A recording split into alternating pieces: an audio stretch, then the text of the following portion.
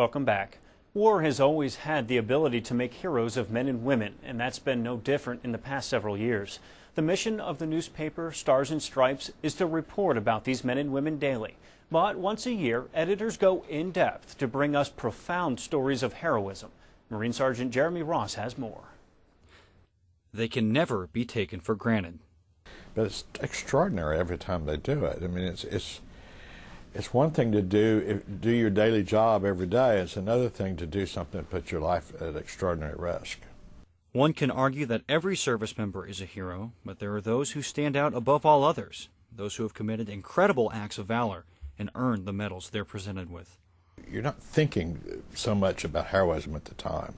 It's usually an act of valor is usually an act of love. It's either, most often I think it's for your comrades, the people you're fighting with, and you see a way that you can do something that maybe can save them or protect them. These acts have been anything but rare in recent years, and for the fifth time, Stars and Stripes is honoring service members through a special supplement entitled Heroes.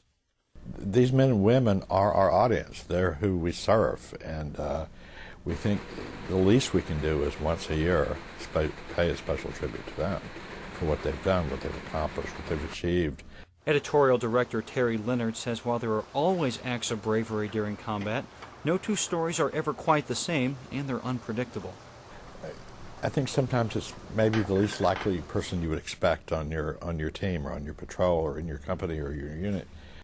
An extra this year is the paper's effort to also honor the families behind these men and women. Now, People go back 2, 3, 4 times. I think it's possible that families can be apart 3 years out of 5, depending on the deployment schedule. So we think there's a certain amount of courage it takes from the whole family.